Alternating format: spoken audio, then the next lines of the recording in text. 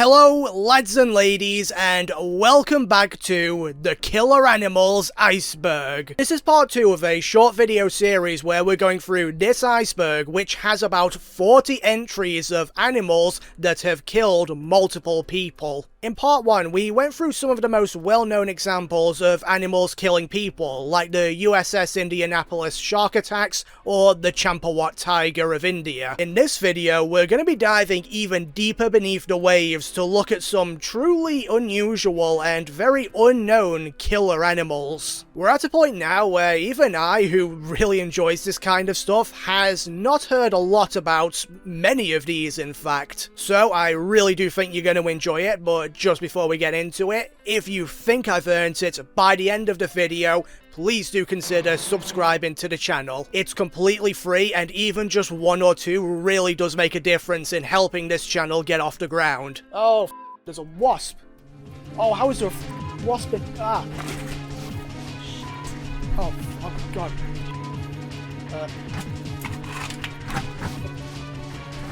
Oh, God. I just smacked it with with this. I don't know if I don't know how much that got caught. I think it was underneath. Alright, part 1 of this iceberg, the killer wasp of the Escargot basement. It's on the floor there. Yeah, that's right. Yo, humans, #1 apex predator, bitch. Yeah, that's what I thought. Anyway. Let's dive into tier 4 of this iceberg, or as I like to call it, the leopard and wolf tier, because Jesus Christ, I think there's no one better to start us off than Lolong, the crocodile. Hailing from the Philippines and being a saltwater crocodile, Lolong came in at a whopping 20 feet long and weighing 1,000 kilograms. This makes him, I think, the largest crocodile we've ever recorded, and also, spoiler alert, the largest crocodile we've ever caught. However, the reason for his capture is rather strange. See, unlike the other crocodiles we looked at in the previous video, like Gustav or Osama Bin Laden the crocodile, Lolong has only reportedly killed 1 fisherman and a 12-year-old girl, and yes, I do want to point out, that's still bad, but it's nothing compared to the 300 kills Gustav had and the 80 that Osama Bin Laden the crocodile had.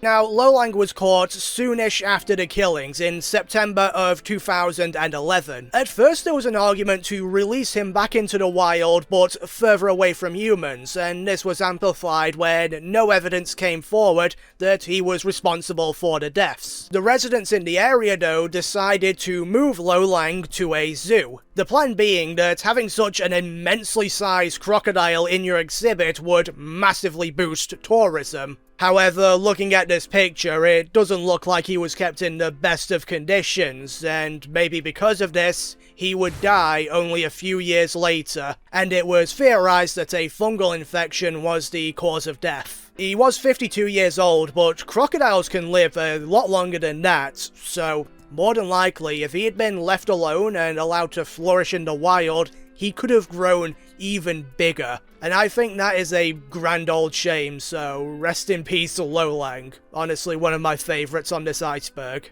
The yellow-geary leopard is another man-eater from India. This time, it's in the state of Tamil that the leopard would make its home. Originally, it only killed cattle, something it became rather accustomed to, killing and consuming about half a dozen of them before the farmers moved the herd to the centre of the village. At first, whenever the leopard tried to enter the village to kill an animal, the farmers were able to scare it away. But soon, its hunger drew it to become much more bold. It killed a cow in the center of a village right in front of 2 people, and when they tried to intimidate it away, it merely growled at them. A hunter was enlisted to kill this leopard, but he only succeeded in wounding it a day or so later. After this encounter, the leopard would become even bolder and much more aggressive, attacking a 16-year-old boy and eventually killing a herder who was trying to defend his goat. The death of this man led to the arrival of a familiar face, Kenneth Anderson, who you may remember from the last video, was the one who killed the sloth bear of Mysore. Kenneth would enter into an infuriating back and forth with the leopard. He would go out to hunt it, but the leopard would always be just out of reach, leading Kenneth to give up and return to the village. He would leave the area to go home and informed the villagers to contact him if the leopard killed another person. And this went on until the leopard had killed an additional 3 people. Finally, one night after tying a goat up, the leopard would be attracted to the noise it made. However, as it approached, it began hissing in the direction of Kenneth, indicating that it knew Kenneth was there. However, this time it was not able to flee, and Kenneth would fire 2 fatal shots at the yellow-geary leopard. In a similar way to the last leopard we looked at, the Leopard of Panar, which was in the previous video, this one too had no distinct injuries that would cause it to hunt humans. It was by all accounts a normal leopard, and no real explanation was given as to why it started killing people. Either way, we are done with this Indian leopard, and now let's move on to the wolves of Ashta, a pack of Indian wolves. Should have seen that one coming. This particular pack would kill 17 children in a shockingly short amount of time. Starting at some point near the end of 1885, the entire pack would be killed by January of 1886. These particular attacks began out of nowhere. It was just that one day, some of the wolves started stealing children from villages before killing and consuming them. This wasn't self-defense or a case of misidentification on the wolves' behalf. They were actively choosing to enter human villages and kill and eat children. So I guess from that you can make the argument that it was from a lack of food and they just saw children as a very easy prey item, but it's still rather odd. Park officials soon got involved and very quickly determined that the wolves needed to be put down. They were then picked off one at a time, either being ambushed while they were travelling along known routes, or being trapped when they tried to enter their den. When's all said and done, there were 2 adult males, 1 adult female, and 1 sub-adult female that were killed, as well as 2 pups that were adopted out, thus ending the wolves of Ashta. And though they did kill a lot of people in a short amount of time, they were also killed themselves in a short amount of time. It doesn't take a scientist to know that wolves are a lot less stealthy than a tiger or a leopard, so they're much easier to track down and kill. But if this story is anything to go off, when pushed to the brink, they will be a lot more dangerous. Alright, you know what, I think it's about time we leave the country of India. That's a lie, because everything awful is here, such as the Leopard of Rudraprayag. I think. I'm going to be frank with you all.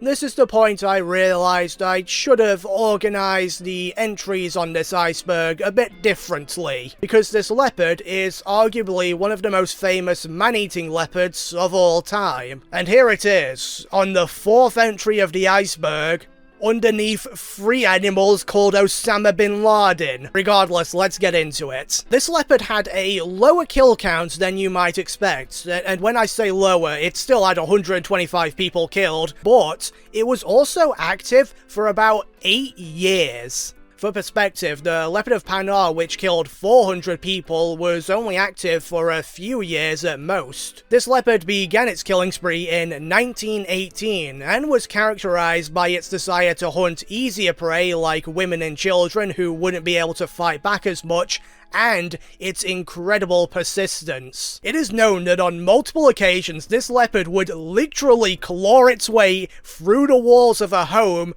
kill the occupants before dragging their bodies back into the jungle. This leopard was kind of a menace. In the 8 years it was doing it, numerous attempts were made to kill the leopard, all of which would fail, even ones by acclaimed hunters and the army. But when there's a man-eater on the loose and the plebs can't handle it, there's only one man you can call, and his name is Jim Corbett. Listen, I promise you at some point he does stop killing. To be fair though, as we learned with Tilikum the Orca, once you've killed 3 things, it's out of your system, so I'm sure this will be the final one. Jim's approach to hunting this leopard was quite simple, all things considered. He had mapped out its known routes and waited in one of them with a live goat tied to a tree. And while his wait did last an excruciatingly long amount of time, the leopard would eventually make its appearance. And as it began its final attack upon the goat, Jim Corbett was able to shoot the Leopard of Rudraprayag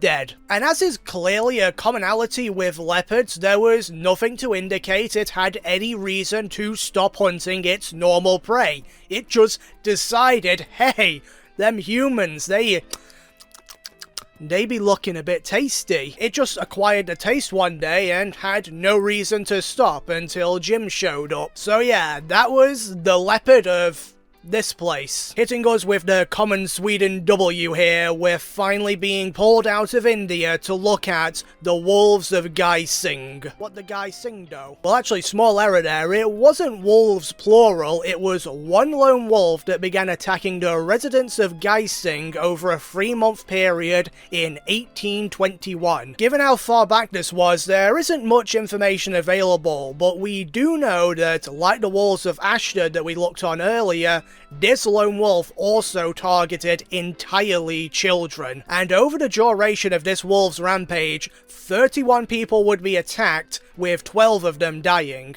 An interesting theory on why the Wolf of Gaising had begun attacking and killing people is that it was raised as a pup by humans, and this would unfortunately lead it to having no fear of people, while also seeing them as a food source, and this would eventually lead down a rabbit hole of it becoming a man-eater. Inevitably though, a hunter was able to catch up to the Wolf of Gaising and put it down, thus ending a very short but also very deadly killing spree. Well, it was good while it lasted. Coming from the Central Province region of India is a male leopard who is rumoured to have killed 150 women and children over a 2-year killing spree. And this leopard was called the Central Province's leopard. You know, we really need to up the names of these guys. I mean, we've just got place, then leopard. Why not the slash monster, destroyer of dreams, killer of children? Like, at least I'm pretending to try. Now, interestingly, when researching this thing, the only date I could find for when this happened was early 20th century, meaning there's a slim possibility that the Champawat tiger, leopard of Panar, and the Central Province's leopard were all active at the same time. It's like the Avengers of man-eating animals, and I am all here for it. As the death count continued to rise, several hunters tried but ultimately failed to hunt this animal, so the villagers had to call in an expert. And you know him. Oh yes, you know him. The man, the myth, the legend, Jim Corbett. Nah, I'm just kidding. It was actually an unnamed hunter, so it sucks to be that guy, I guess. To be honest though, kind of deserves to be forgotten. There wasn't a lot of fanfare with this hunt. He just saw it stalking a goat one day and shot it. In a similar way to the other leopards, there were no injuries or anything like that would suggest it had to hunt humans. It just wanted to. And that is all I have to say on the Central Province's leopard. If any of you were ever curious on what is the oldest man-eater in recorded history, I think I have the answer. The Wolf of Ansbach appeared in 1685 within the Principality of Ansbach, which was part of the Holy Roman Empire. Given how far back this goes, it shouldn't be a surprise to any of you that everything I say here should be taken with a grain of salt. This lone wolf had begun harassing and hunting livestock in the area, before it would eventually, for whatever reason, switch over to hunting people. I couldn't find a direct source for the exact amount of people it killed, but it was enough to be declared a public threat. And it seems that its reign of terror didn't last very long, as very soon afterwards a hunt was organised devised to capture this animal. The townsfolk would use dogs to chase the wolf into a well, and once it was good and trapped, they would proceed to kill it. They then removed the wolf's body from the well and cut off its muzzle, dressed it in a man's clothes, attached a wig and beard, placed a mask on its face, and hung it for all to see, as is tradition. This was obviously done because they had not properly buried another man and he had come back as a werewolf, so they had to make an example out of him. It's just common sense, and I am proud to announce that since this action, we have not had a single werewolf, because now we know what to do. So I personally thank the people of Ansbach for protecting us future generations. Oh boy. Here we go again. Osama Bin Laden, the elephant, the third.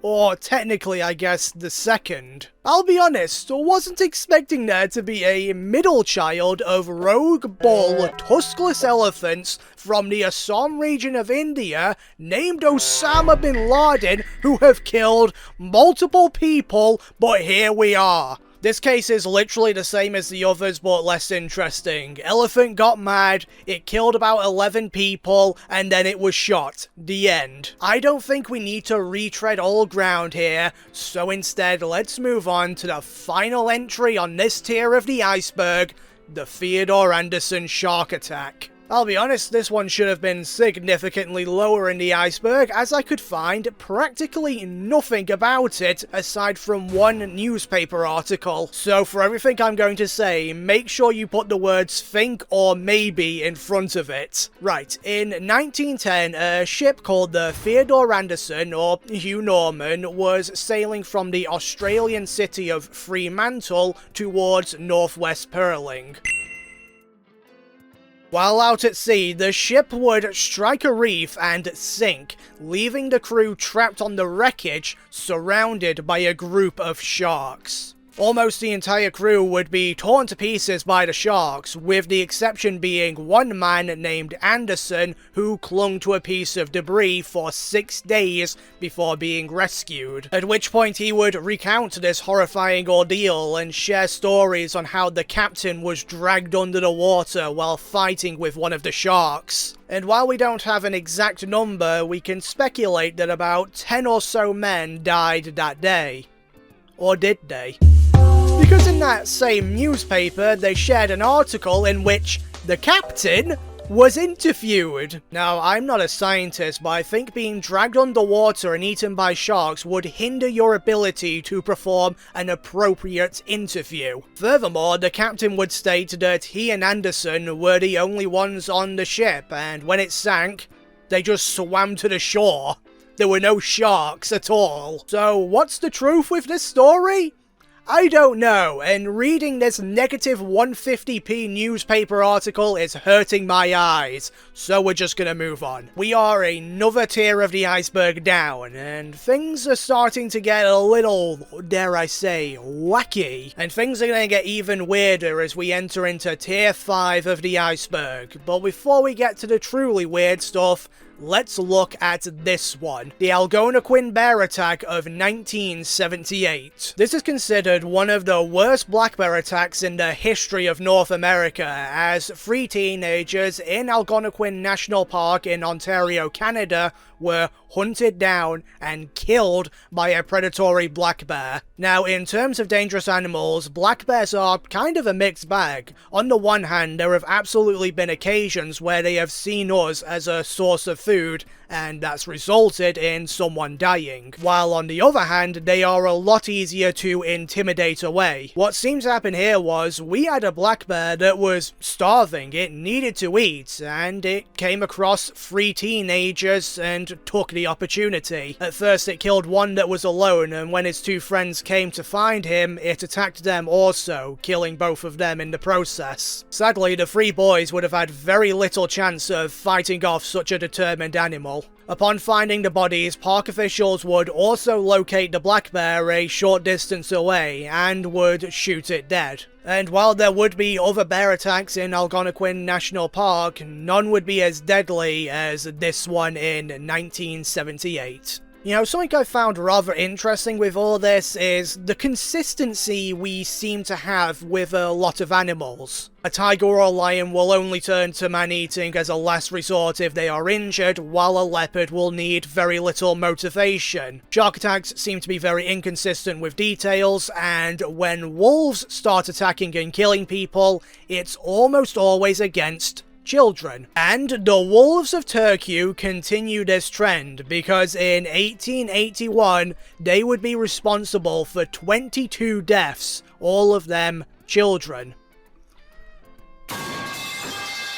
Hey guys, how's your day going? Because my camera just decided it wanted to break. I came down, ready to do a lovely bit of recording, and it just didn't work. The saddest thing in the world right now, I am recording this video with a goddamn iPhone attached to a stand that I bought in the 2010s. I am seething with rage right now. I don't know when it will be fixed. I don't know when I'll get it back. All I know is we're gonna have to put up with this quality for a little bit, and if any of you make fun of it, I am going to cry, so please don't. For the love of God, subscribe to the channel because I need a W. Anyway, where were we? Oh yes, the wolves of Turku. So seemingly this trio of wolves came out of nowhere and just began attacking the people in the village. As more and more people were killed and numerous hunts yielded no success, the townsfolk eventually got so desperate they called for help from outside of the area. This led to expert hunters from Lithuania and Russia, as well as the Finnish army, coming to their aid. With all this extra help and the aforementioned fact that wolves are nowhere near as stealthy as any big cat,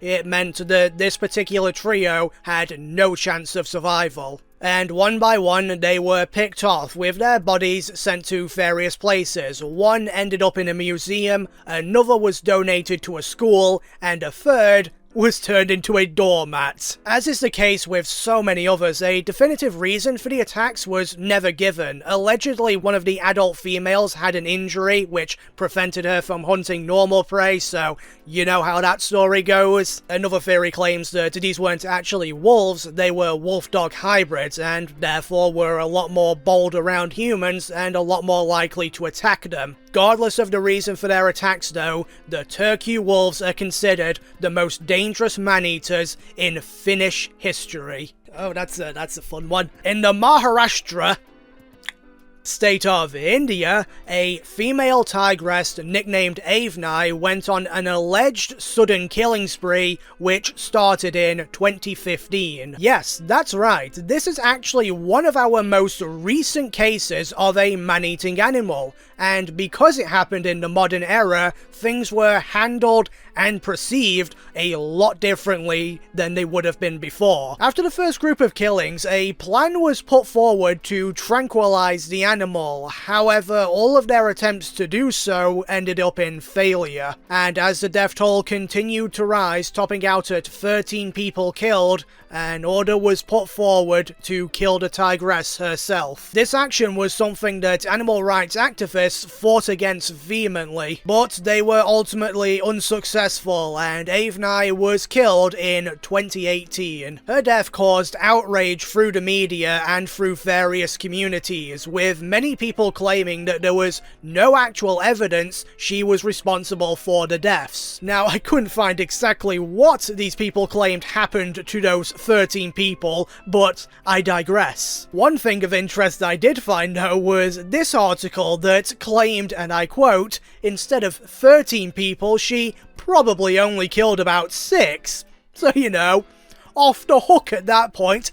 Get those rookie numbers out of here. Come back when you got double digits. Oh, Vice, you failure of humanity. Aside from whatever you believe, there is one fact, and that is after this tigress was killed, the attacks did cease, which does lead credence to the fact she was responsible for them. And while we may still see Avni's death as a tragedy, she was at least survived by 2 of her cubs, though sadly, one of them would die shortly after being re-released into the wild. The Kirov wolf attacks occurred in the Kirov Oblast of Russia, and is, quite possibly, in my opinion anyway, one of the largest animal attacks we have ever seen. Not in the amount of people killed, mind you, but the scale. This entire thing would start in 1944 and would last a whole 10 years, with the final wolf being killed in 1954. In comparison to the extreme amount of time this lasted, the death toll was surprisingly small, with only 22 children being confirmed dead, though that's probably on the lower end of the estimates as these attacks occurred over the entire region. So there's probably a lot of unconfirmed deaths to add on to this. I really want to discuss the causation of these attacks because I think it's one of the most interesting. See, there were a lot of different things that went into this, however they were all linked to World War II. For example, the Red Army needed guns, and so they requisitioned them from the villagers, and this left them without any ability to scare off or kill wolves that got too close. In addition, a large amount of hunters were recruited into the army, and their absence allowed the wolf population to bloom. Finally, the constant fighting and upheaval of many civilians' lives led to a significant drop-off of farm animals. And in the Kirov region especially, many wolves had become accustomed to eating them as a main source of food. So, you take away them, and now you have a lot of hungry, bold, and numerous wolves. Oh, and to make things worse, there was roughly 200 packs of them. Yeah. This is less of an animal attack and more of an animal war against humans. The largest amount of attacks would occur between April and December when the wolves were raising up their pups and therefore needed the most amount of food. And the first one that proved fatal was on the 21st of September 1944, after which more and more children would be carried off into the woods to either be eaten or end up dying of their injuries after being rescued. Meanwhile, everyone else was dealing with their own attacks, though these would prove far less fatal unless you count all of the livestock that was killed. The situation had grown so dire that in 1946, after the war had ended and hunters were able to return to the lands, over a 3-month period, 560 wolves would be killed. And in the 3 years following, 1,500 extra wolves would be shot. However, because they had been doing it for so long at this point, any wolves that survived this cull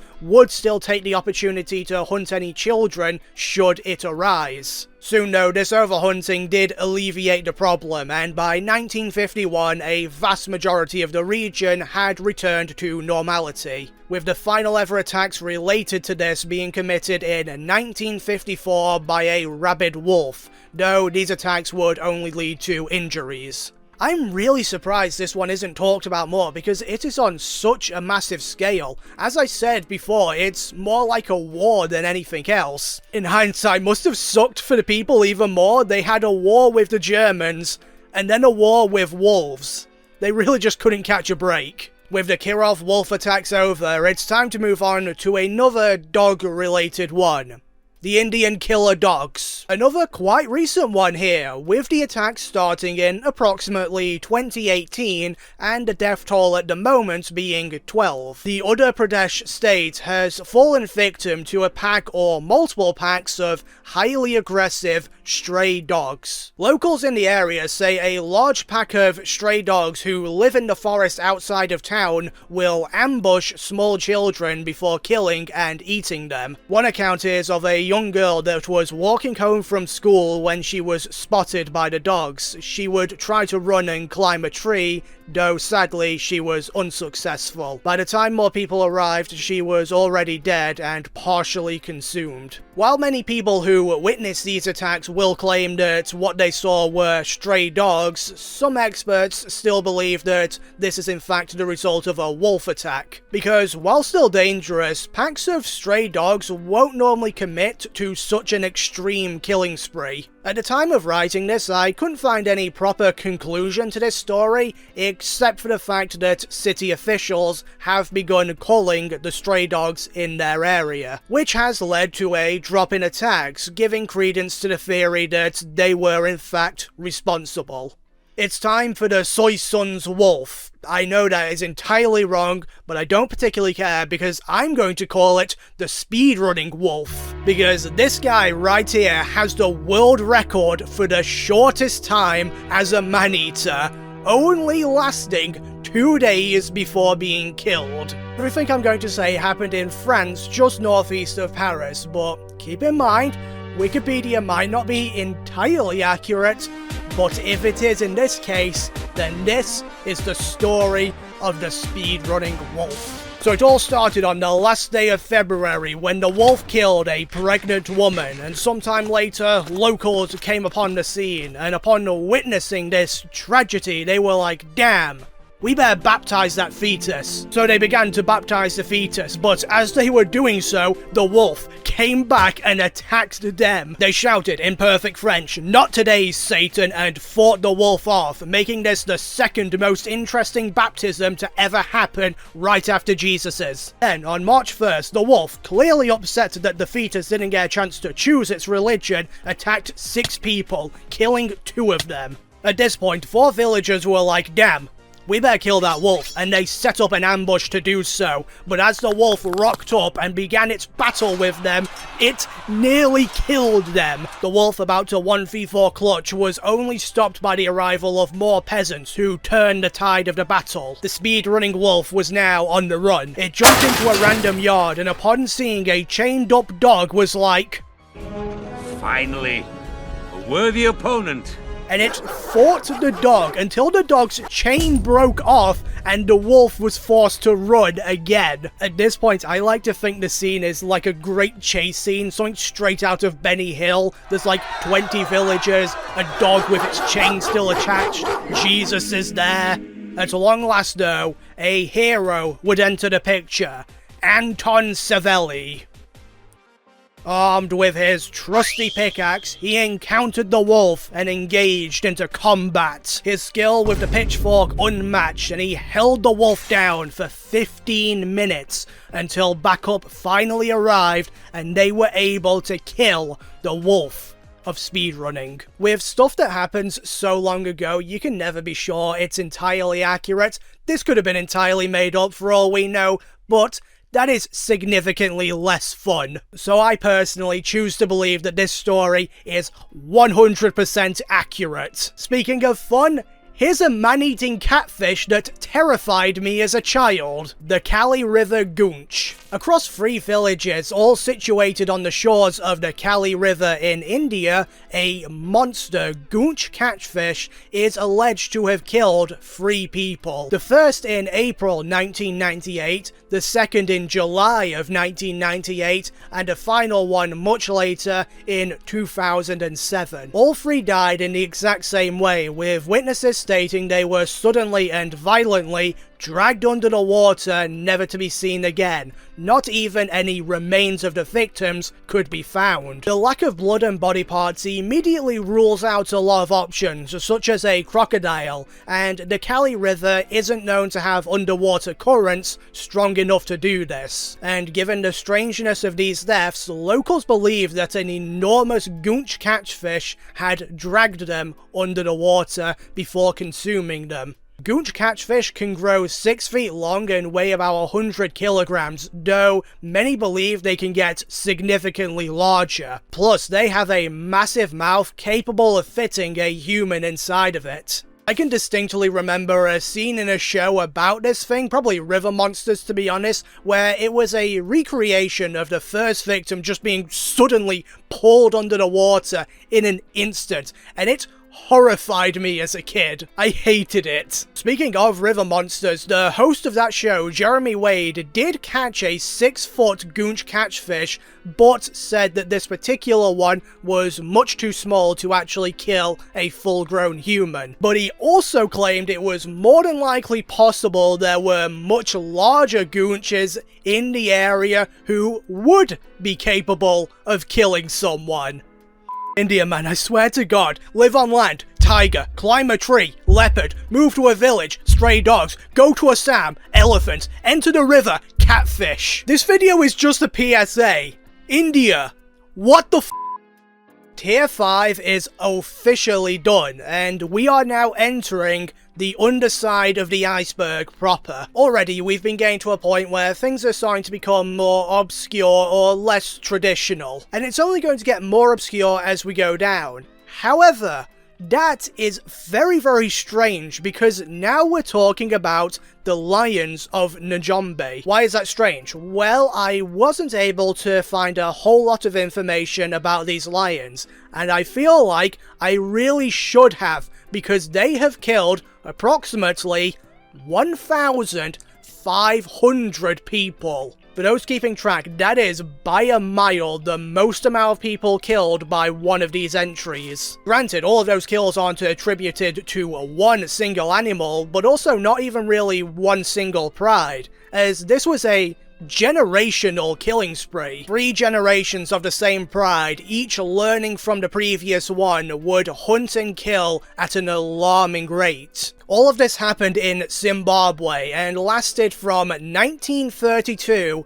all the way to 1947, 15 years. And the worst thing about all these attacks is they were almost certainly caused by humans. The very same humans who would later be their victims. Around the 1920s and 30s, the British colonial government of the area were trying to battle a virus called rinderpest, which affects mainly hooved animals like cattle. Obviously to them this was a very, very big deal, so they took extreme measures. They killed an enormous amount of wildebeest and zebra, gazelle, all of which happened to be the natural prey of lions. And as you can imagine, the wiping out of these prey items led to starvation amongst the prides, and one in particular, the Njombe, had a choice to make: die or adapt. They would end up choosing the latter, and began hunting people in nearby villages. And same with so many others, the same story played out. They gained a taste for human flesh,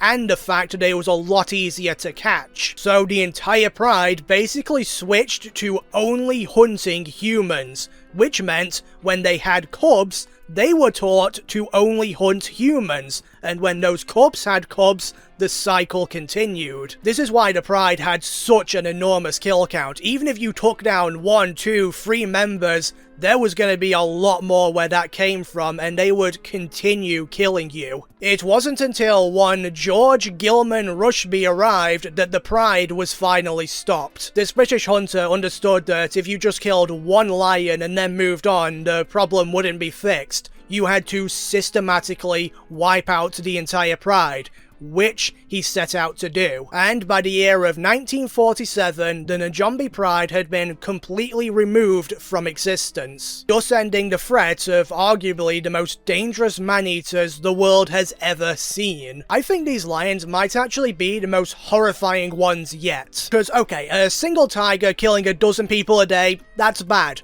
But a pride of lions can learn from each other, they can adapt, they can survive even if one of them is killed. It's just a lot more of a difficult situation to handle. And I was really surprised by how little information was available about these man-eaters.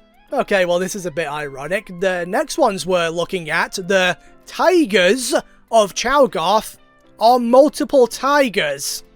So that's pretty bad. These were a mother and adult-daughter pair who were responsible for 64 deaths between 1925 and 1930 in the Common region of India. More than likely, what happened here is the mother became a man-eater after suffering an injury which broke her canine tooth. And after completing her transition to hunting humans, she taught these new skills to her daughter, who followed suit. After several failed attempts to stop the pair, the park officials were forced to call in an expert. That's right, baby, Jim Corbett's back! And my man over here, he looks at 2 man-eating tigers and is like, too tiger, too fun. I should point out here, I don't advocate for the hunting or hurting of tigers, I just find it rather interesting how many man-eating tigers this one man put down. It's really impressive. In this particular case, it was nothing too spectacular for Jim. It took him a couple tries,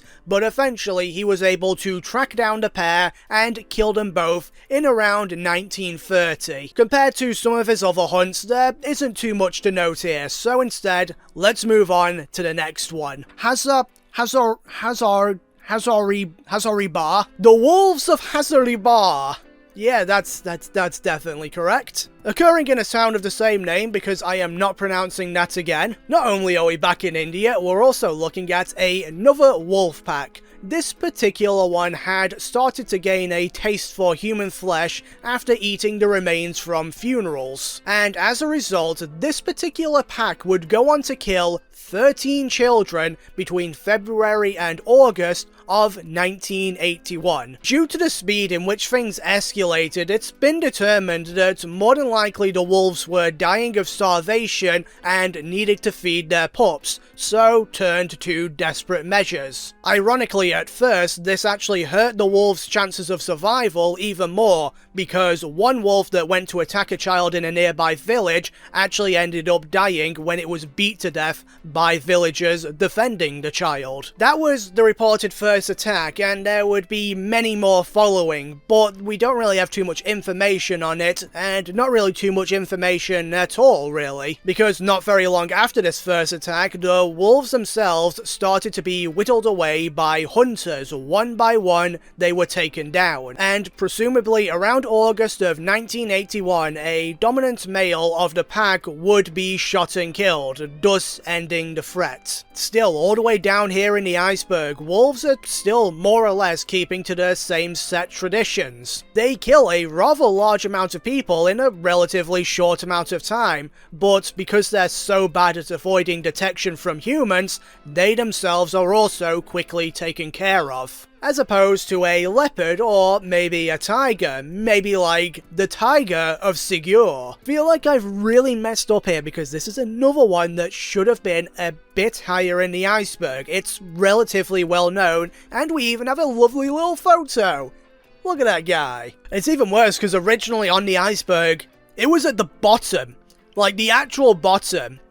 That's just not right. In the Tamil Nadu region of India, a young male Bengal tiger would suffer some kind of injury which prevented it from hunting its normal prey, so it switched to the easier ones, i.e. humans. The tiger was seen as far more elusive than most others. It would move between different districts and villages to avoid being detected, and by 1950, it had killed around 5 people. Obviously, that is nothing when compared to a lot of other ones, but it was enough that it was a problem, and it needed to be taken care of, and Kenneth Anderson was the man for the job. Yeah, he's back as well. Virgin Kenneth Anderson versus the Chad Jim Corbett. There's not really too much to say for this hunt. Kenneth tracked it down and shot it. The end. Here's the picture again. Listen, this is like the 20 millionth man-eating tiger. There's only so much I can say. That's the end of another one. Things are getting repetitive. You're welcome. This next one is kind of wild, to say the least. So in July of 1952, there was a boat called the Spare Time, which at this point was off the coast of California. And then it exploded, as they do from time to time. The survivors of the initial blast were forced to swim in shark-infested waters for a decent amount of time until eventually being rescued, at which point there was only 3 of them left. The others either died in the explosion, drowned, or were eaten by sharks. And that is all the information I could find. I might be wrong here, but I couldn't even find like an exact amount of people that were on the boat to begin with. If I do end up finding it, I'll put it on screen here, but yeah, in terms of initial searching, not a lot to go off. The species of shark, the number of deaths, the exact day, whether or not any of this is real, those are all questions for God. Next up is the Tigress of Moradabad. What did Mora do to be so bad though? Starting sometime just before February in 2014, a lone tigress would end up killing about 7 people from various different villages in the Moradabad region. And in terms of the actual tigress, that's like, standard par for the course, not a lot of kills, rookie numbers, all that stuff. What's interesting though is where this took place, because the location, and I'm not kidding here, was the Jim Corbett National Park. The fact that this tigress had the chutzpah to kill humans on Jim Corbett's own land is seriously some Chad energy. And I am absolutely all for it. Disclaimer, I don't advocate for tigers to kill people. Very, very wrong and naughty, but you gotta enjoy some aspects of it. Even if it is very, morbid. Oh, but things get even more wacky, because despite the low KD, this tigress is one of the most powerful ones we've looked at. It was never tracked, never successfully hunted, it was never killed. It could still be out there. We have very, very few definitive man-eaters, like a singular animal, that haven't been killed or captured. So the fact that this tigress did this on Jim Corbett's own land is eternally funny to me. It's just a massive F you to him. And yeah, that's it for this tier. A really, really short one, but that's mainly for the fact we're really starting to run out of things to say. It's just kind of animal killed, animal got killed, the end. But who knows, maybe that will change as we enter the 7th tier of the iceberg. To begin, let's look at the Leopard of Gummalapur. That's a fun word. Starting in the 1940s, this leopard, by the end of its life, would have killed about 42 people before being put down by Kenneth Anderson. It was quite infamous for its tenacity against one village in particular, Gummalapur, the one it was named after. It would hunt practically only there, which is very different from a lot of the other ones who would spread out their hunting range. The leopard would start by hunting people infrequently before becoming much more active against them. After many deaths, the villagers began barricading themselves inside their own homes, but survivors would testify this only infuriated the leopard as it would angrily claw through the walls to get to people. By the time Kenneth arrived, the villagers were only really safe during the day, or if they travelled in groups carrying whatever weapons they could find. Once he did start hunting this leopard, it actually almost cost Kenneth his life as well. As he was waiting to ambush the leopard, it suddenly sprung from around a corner and landed right on top of him. In that short amount of time, Kenneth was only able to fire 1 shotgun blast. And that's terrifying, because there have been a few other examples on this iceberg where someone shot at an animal and it just seemed to not even care. Luckily for Kenneth though, on this occasion, the shot hit directly into the leopard's chest and killed it instantly. And the Leopard of Gummalapur was dead, lying right on top of him, which must have been a pretty scary sight. During the process of skinning the leopard, Kenneth would notice there were 2 porcupine quills in the front right paw of the animal, and he guessed this is why it started hunting humans. Which, if I'm not mistaken, is our first example of a leopard turning to man-eating after suffering an injury. So to be honest, this one has a bit of, plausible deniability. It had no choice. What was it gonna do? Die? Either way, that is the end to another man-eating leopard. Oh, and this all happened in India, by the way, just in case you couldn't tell. The Mulanje hyenas were a clan of spotted hyenas from the country of Malawi, which is the same place the last hyena we looked at was from, the Malawi terror beast. Unlike that previous one though, these didn't kill as a result of the rabies virus, they killed because occasionally they would see humans as an easy source of food. Allegedly, during the summer months between 1955 and 1962, when it was so hot that people would sleep outside of their homes, the clan would sneak into a village, grab an unsuspecting person before dragging them off to be killed. Details on this one are rather scarce. We know that they killed about 36 people in total, but we don't know when the clan was put down, how exactly that went, or why they suddenly switched to killing people. While hyenas are remarkably dangerous, there's not normally a single clan that turns to this level of man-eating, so it's rather strange. And unfortunately, despite this being only our second hyena entry, there's not much to go on. So we're gonna move on to the dumbest named entry in this iceberg, the diver shark attacks. Now you may read that and think, oh, so these were sharks that attacked divers, right? Wrong. There are no divers in this story.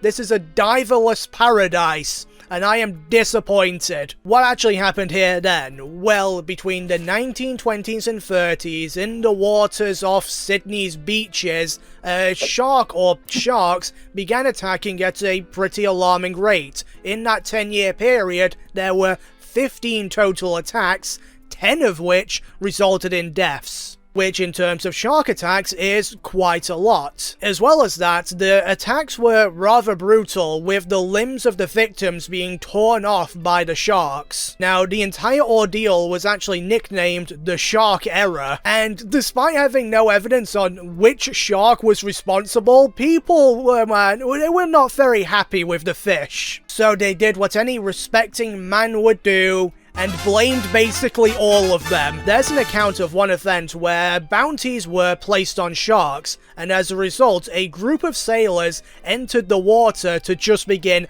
massacring a massive group of them. Witnesses would say the waters were stained red with the blood of the sharks as people tried to kill them to get the bounties. Now, as time went on, either due to better safety protocols or the fact that the amount of sharks killed meant that the one responsible was probably caught up in it all, the attacks would subside and go back to more of a rare occurrence. So obviously there's still a great deal amount of questions to be answered here, but the biggest one is, why is it called the diver shark attacks? It don't make sense, there were no divers, we don't know which shark, it's stupid. For this next one, we're gonna be staying in the water, but moving further away from the shore into the ocean. The Tzenny Chandris is another ship that had the unfortunate luck of sinking in shark-infested waters. She was travelling from Moorhead City in North Carolina, heading towards Rotterdam in the Netherlands, though she would never land. Boo! On November 13th, 1937, the ship would sink in a storm after suffering engine failures. When the order to abandon ship came, some of the men were able to get into a life raft and would be rescued without much issue. However, others wouldn't be so lucky and would be forced to enter into the sea completely unprotected. Hungry sharks would circle them, though it's debated if they actually did kill any of the crew. One account said that the sharks would only scavenge the dead, and if they tried to approach a living person, just kicking them would send them swimming away. More than likely, this is a similar type of thing to the USS Indianapolis. It's somewhere in between of the two stories. Possible that the sharks would test the strength of the sailors, and if they seemed weak enough, they would be dragged under the water and killed, then eaten. By the time rescue arrived, 6 men were dead, with a few more dying a bit later on. For the sake of our iceberg, the amount of men we can say died due to shark-related attacks is at most probably 6 people, though it's also more than likely a lot lower. All in all, at the end of the day, this is another one where we can't really give a definitive answer on what the casualties were. Either way, it is a tragedy nonetheless, and it's one that I actually might make a video on in the future, because I really like watching those videos, you know, like big old boats and stuff like that channel, where they like look at ships that have sunk. I don't know, I find them really interesting, and I don't think I've ever seen anyone make a video on the Tzenny whatever its name was, so that might be fun. Before that though, we've got to finish this one, and that is something we are getting very close to doing, because we've got one more man-eater before we're at the end of the 7th tier of this iceberg. The Thank Man-Eater. I'd rather not thank him, to be honest, he seems rather rude. Okay, so on the surface, there isn't really much of note with this particular tiger. It was active in the Common region of India sometime during the 1930s, and it was responsible for about 4 deaths. with the reason for its aggressive nature being very similar to a lot of the other ones. It was injured by a gunshot and needed to hunt easier prey, i.e. humans. What's special about the Thank Man-Eater is related to who killed it. Jim Corbett, because this was Jim Corbett's final kill. At long last, he got it out of his system. That joke only makes sense if you watched part 1. Yeah, so after killing this final man-eater, Jim Corbett would put down the gun and become more of a conservationist. Something he was originally motivated to do after he realized the Champawat tiger he put down had only started man-eating because of an injury caused by another hunter. Honestly, at some point in the future, I am gonna make that dedicated Jim Corbett video. I think there's just quite a lot of interesting stuff to talk about, and there's no way I could put it all in this series. So make sure to subscribe and keep an eye out for that. And with that little bit of self-promotion, the completion of the Thank Man-Eater entry, and about 24 pages of script, we're finally here. For the past 3, honestly 4 tiers, I have known very little about a vast majority of the entries. It has been nothing but new discoveries, and then discovering that there's not much to discover at all because there's no information about them. But that is all beside the point. Let's go ahead and finish this iceberg off with the 8th and final tier. The Man-Eater of Bhimashankar.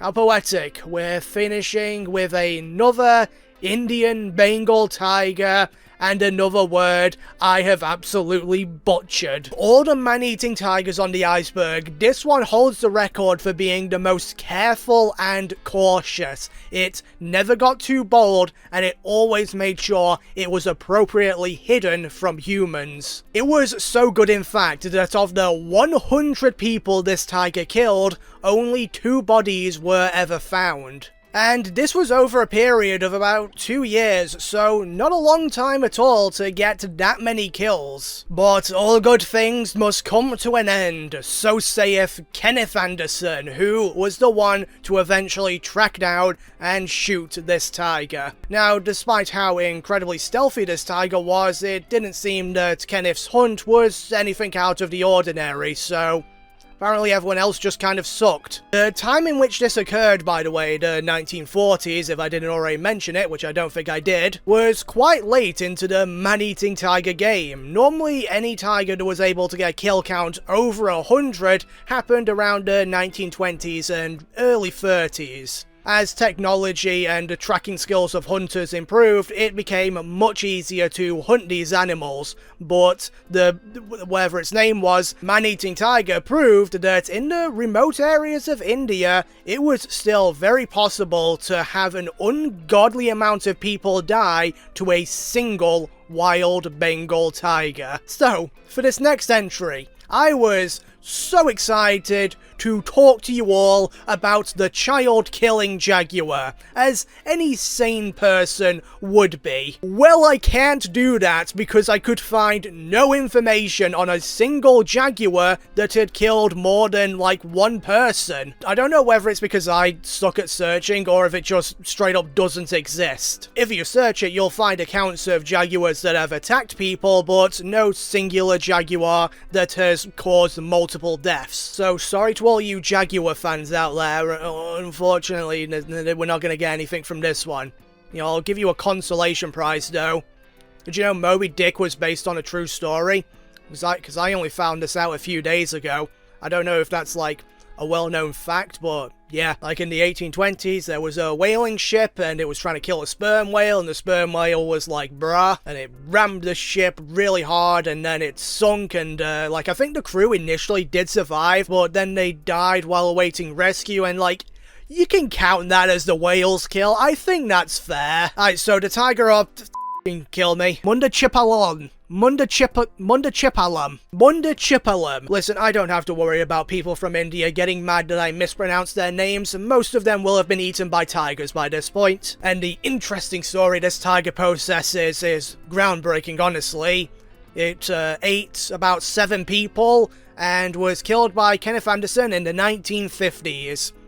and for some reason it's at the bottom of this iceberg. I wonder why. Listen, there's only so many times I can say, tiger was here, it killed this many people in this year, it was then shot by one of these two people, moving on. Okay, so I do have a bit more to say about these tigers. They inhabited the Burundi National Park in India, obviously. Oh shit, no, wait, it was in Nepal. My most humble apologies. Okay, so at the time of me recording this, they are officially the most recent man-eating animals we have actually encountered, with them killing people in 2021. And what's even more interesting, and I guess you probably would have guessed this by the fact I was using the plural tigers, this was a group of them, 4 to be exact, and together they would kill a total of 10 people. 2 of the tigers were said to have damaged their teeth in some way, and this led the 4 of them coming together as a pack and hunting together. Their success in killing people led them to be labelled as dangerous, and soon after this, efforts were made to try and capture them. At first, things went remarkably well, with all 4 of the tigers being successfully caught not long after attempts were made. However, something went wrong, and one of the tigers was able to escape. Now, for the other 3, this didn't really matter. They were re-released into the wild further away from humans, and one was sent to a zoo, more than likely one of the ones that had damaged its teeth. However, the lone escapee has never been seen again. This is only our second man-eating tiger to escape the authorities. And while there haven't been any fatalities linked to this particular feline, it's very possible it's still out there today, somewhere, waiting. And now, we're finally at the one that I've been waiting to talk about since the very start of the very first video. In fact, when I first discovered this iceberg, this particular entry was one that immediately grabbed my attention. And if any of you watching have also looked at the iceberg properly, I'm sure it grabbed yours as well. We're going to be looking at the 1899 Basking shark attack. Okay, first and foremost, why is this so much more interesting and weird than a normal shark attack? Well, it's the fact that basking sharks are rather peaceful creatures. They are enormous, yes, but also gentle giants, only interested in feeding on microorganisms like plankton and pogging. Shark. Pog. So I bet you are as curious as I was to find out what turned this big boy into a bad boy. Well, let's find out. Sometime around 1899, a group of 6 Japanese fishermen were attempting to hunt basking sharks off the coast of California. Upon spotting a particularly large specimen, with some sources saying it was up to 40 feet long, they fired several harpoons into it. The shark would drag the 2 fishing boats the men were using along for some time, until it eventually stopped, seemingly exhausted from the experience. The fishermen pulled up alongside the wounded animal with intent to finish the job. That was until the basking shark struck back. The basking shark would first use its tail to strike one of the fishing boats, immediately killing the 2 men that were on there. It would then turn its attention to the second boat, also crushing that one into pieces. And of the 4 men that were on this one, only 1 would end up surviving. This lone survivor would cling to a piece of driftwood until he was eventually rescued, at which point he would recount the tale of what had just happened to his crewmates. As for the shark itself, well, after this act of vengeance, it's not really clear what happened to it. It's very possible that the injuries it sustained were too much and it would eventually die from them. However, that's the significantly less fun theory, so let's not go with that one. I like to have a little bit of faith that good things can happen to good animals, and this guy's earned his survival. Let's all agree on that. You know, politics can separate us, but we can all agree this basking shark was an absolute chad. Not to be that guy, I'm not going to say that every animal on this iceberg is totally innocent. Yeah, you know, you're a tiger, you kill about 3,000 orphans, you probably deserve to be shot at that point, that's kind of on you. But a shark whose biggest crime was pogging, I don't think it deserved to be hunted, and I think it had every right to kill those 5 men.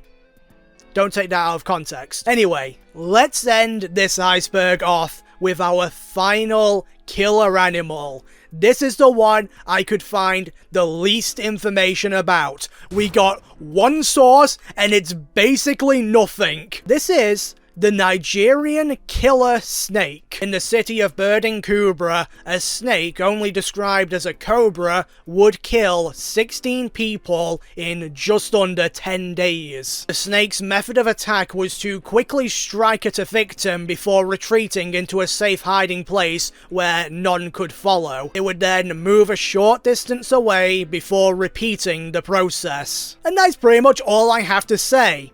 We don't have a date. We don't know what happened afterwards. We just know that apparently it killed 16 people in 10 days in Nigeria at some point. And it was a snake. So as you might have noticed, I moved a few of the entries on the iceberg to more appropriate places. This one in particular, I put at the very, very bottom. I think that's the right call in terms of how well known this is, because no one knows what it is, but also is unintentionally led to this video having the most anticlimactic ending possible, because I am calling absolute bollocks on this story. First and foremost, a snake won't just kill a person for the pleasure of it, and they certainly won't be able to eat the corpse. The only time a venomous snake will strike someone is in self-defense. How likely is it that in a 10-day period, a snake, a single snake mind you, came into a situation on 16 different occasions where it had to bite someone out of self-defense? Not only that, to my knowledge, I don't think there has been a single other snake that has killed multiple people in its life. I can't think of one off the top of my head. So you know what? I like the creativity here. Ooh, scary, venomous snake. Ooh, it kills people. It killed 16 people. Ooh. But no, I'm calling this one fake. And that's how we're ending the iceberg. Wow. So, as for my final thoughts, well, let's get the India counter coming up on screen now. Let's see how many we got. Damn, that's a lot. Wish I could remember the exact amount while recording this. Genuinely, while I was in the script writing phase of this video, I was astonished by how many were coming out of just that one country. You know, I guess in hindsight it does make sense because they have the largest population of tigers, which are the most well-known man-eaters, so it kind of adds up. But still, it was a lot more than I expected.